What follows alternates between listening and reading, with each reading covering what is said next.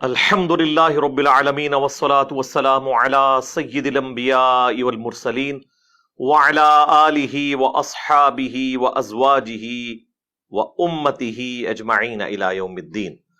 الحمدللہ آج 2 اکتوبر 2022 کو سنڈے کے دن بمطابق 5 ربیع الاول 1444 ہجری میں ہمارا یہ پبلک سیشن نمبر 62 انشاءاللہ منعقد ہونے جا رہا ہے۔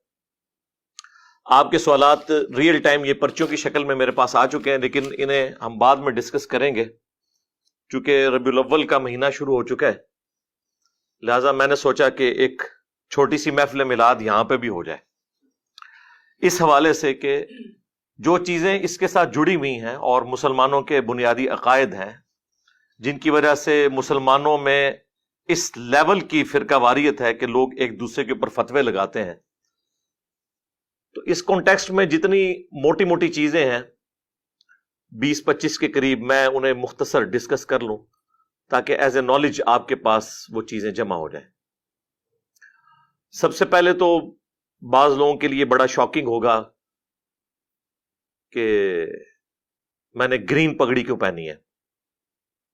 گرین پگڑی سے تو ہمیں کبھی بھی کوئی اختلاف نہیں رہا قرآن و سنت کی دلائل کی روشنی کے اندر، البتہ یہ بات ضرور ہے کہ نبی الاسلام سے صرف گرین کلر کے کپڑے پہننا ثابت ہے۔ ابو داؤد کے اندر، ترمذی کے اندر حدیث موجود ہے کہ نبی صلی اللہ علیہ وآلہ وسلم نے 2 سبز چادریں لباس کے طور پر استعمال کی، ایک تہبند کے طور پر اور دوسری اوپر چادر کے طور پر، کرتے کا ایکویلنٹ، یعنی جو احرام کا لباس ہے یہ نبی الاسلام کا عمومی لباس بھی ہوا کرتا تھا، تو یہ تو اصل ہے اس حوالے سے۔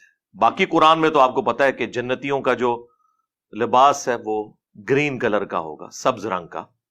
اللہ تعالیٰ کو بھی سبز رنگ پسند ہے، جس کا ثبوت جو ہے وہ یہ ساری زمین میں پھیلی ہوئی گرینری ہے درختوں کی شکل میں۔ تو چونکہ کچھ عرصہ تک یہ ایک جماعت کا لیبل رہا، برانڈ کے طور پر رہا، اس لیے ہم نے کوشش کی کہ اسے اوائڈ کیا جائے۔ اب چونکہ وہ اس سے دستبردار ہو چکے ہیں اس لیول تک کہ وہ اب دوبارہ گرین پگڑی نہ پہنتے ہیں نہ اس کا نام لیتے ہیں۔ اس کے پیچھے بھی ایک پولیٹیکل ریزن ہے کہ ایسا انہوں نے کیوں کیا، وہ میں آج ڈسکس نہیں کروں گا، آلریڈی میں نے اس کے اوپر کافی دفعہ گفتگو کی ہے۔ بہرحال گرین کلر کی پگڑی نبی الاسلام سے اگرچہ ثابت نہیں کسی صحیح سند کے ساتھ، لیکن چونکہ ایز اے لباس ثابت ہے، تو لباس جس رنگ کی ممانعت نہ آئی ہوئی ہو اس کلر کا لباس پہننا یا پگڑی پہن لینا یا رومال پہن لینا۔ اب لال رومال بھی تو کسی حدیث میں نہیں آیا ہوا، تو ہم نے کبھی اس پہ بھی اعتراض نہیں کیا۔ ہاں، وہ ہم ان کی نشانی کے طور پہ انہیں ضرور ڈسکس کرتے ہیں، یہ نہیں کہتے کہ لال رومال پہننا جو ہے وہ غلط ہے، ایسا نہیں ہے۔ نبی الاسلام کا جو عمومی عمل ہے وہ 2 کلر کی پگڑی ہے، اس میں بھی زیادہ تر بلیک ہی ملتی ہے۔ صحیح مسلم کے اندر کہ نبی الاسلام جو ہے وہ جمعے کے موقع کے اوپر کالی پگڑی استعمال کیا کرتے تھے۔ کالی ذرا کمفرٹیبل بھی رہتی ہے، جلدی میلی نہیں ہوتی، اس لیے آپ دیکھتے ہیں کہ جھنڈے بھی عموماً کالے رنگ کے بنائے جاتے تھے۔ سفید پگڑی بھی ثابت ہے المستدرک للحاکم کے اندر، عبد الرحمن بن عوف رضی اللہ تعالیٰ عنہ کو نبی الاسلام نے اپنے مبارک ہاتھوں سے سفید کلر کی پگڑی باندھی، کالی اتار لی ان کی، اس کی جگہ سفید باندھی، اور 1 چپے کے برابر شملہ جو ہے نا وہ چھوڑا، یہ جس طرح میں نے چھوڑا ہوا ہے اتنا بھی کافی ہے، یہ بھی ساتھ چھوڑنا، 2 شملے چھوڑنا، یہ ہر طرح سے ثابت ہے۔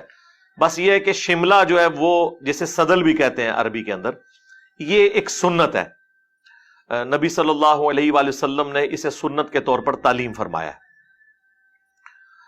باقی جو کلرز ہیں، زرد کلر ہو گیا، ریڈ کلر ہو گیا، اور مختلف کلرز آپ کو دعوت اسلامی والوں کے نظر آ رہے ہیں، ٹھیک ہے، سب جو ہے وہ جواز کی حد تک درست ہے، ان میں کوئی ممانعت والا مسئلہ نہیں ہے۔ ممانعت اس وقت ہوتی ہے جب آپ ایک فرقے کی علامت کے طور پر اسے پیش کرتے ہیں، اب تو کوئی ایسی فرقے کی علامت کے طور پر نہیں ہے، اور وہ بھی ہم اسے کنڈیم کرتے ہیں، یہ نہیں کہتے کہ اگر کالی پگڑی یا سفید پگڑی کسی نے نشانی کے طور پر بنا لی ہے تو ہم وہ پہننا چھوڑ دیں گے.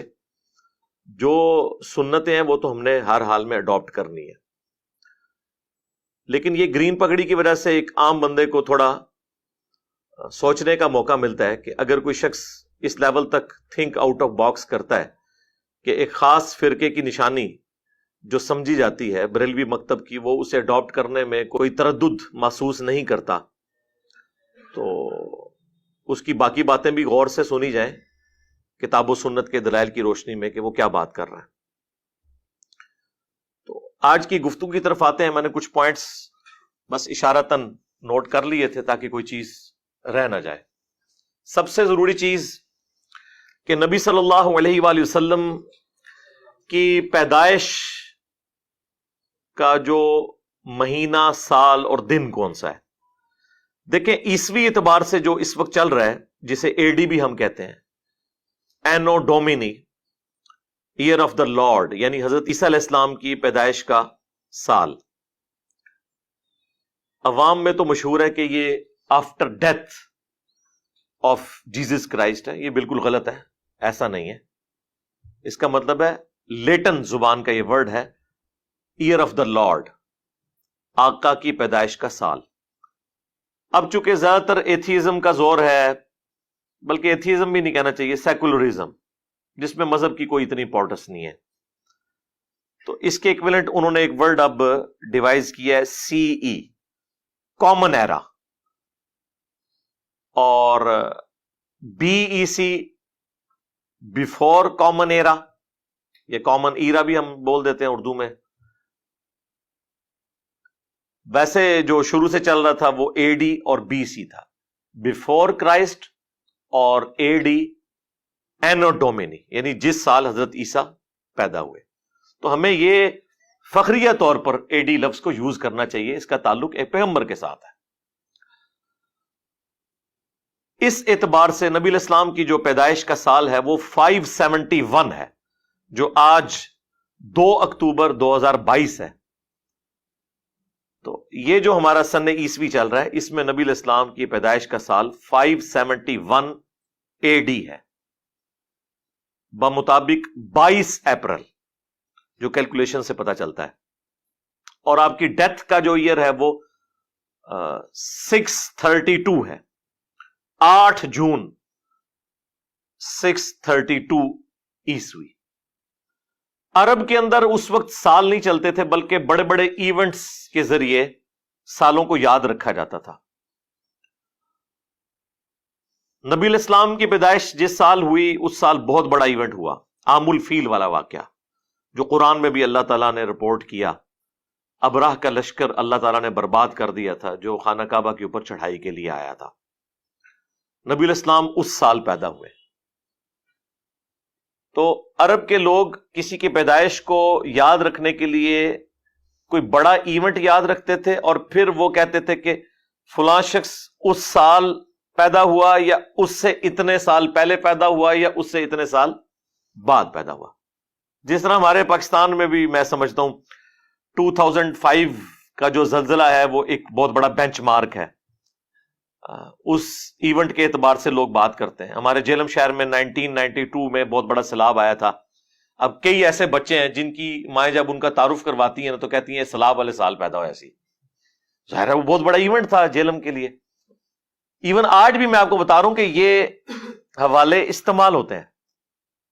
تو جامعہ ترمذی کے اندر حدیث موجود ہے، دلائل النبوہ کے اندر موجود ہے کہ نبی علیہ السلام عام الفیل والے سال، جس سال ابراہ کے لشکر کو، ہاتھیوں والے لشکر کو اللہ تعالیٰ نے معجزانہ طور پر تباہ و برباد کیا. اور بیسیکلی یہ اللہ تعالیٰ نے اس سال کو یادگار بنائے اس لیے تھا کہ اس سال نبی علیہ السلام کی پیدائش ہونی تھی. ایک بہت بڑا واقعہ تھا، انسانی ہسٹری کا سب سے بڑا واقعہ رسول اللہ کا دنیا میں تشریف لانا ہے صلی اللہ علیہ وآلہ وسلم. تو آپ صلی اللہ علیہ وآلہ وسلم اس سال پیدا ہوئے. اب آپ کی پیدائش کا جو دن ہے اس کے اوپر تو کنسنسس ہے کہ وہ منڈے کا دن ہے. وہ صحیح مسلم کے اندر حدیث موجود ہے، نبی علیہ السلام منڈے کا روزہ رکھتے تھے. پوچھا گیا آپ روزہ کیوں رکھتے ہیں؟ صحیح مسلم میں 2750 نمبر حدیث ہے. کانٹینیوس نمبرنگ میں.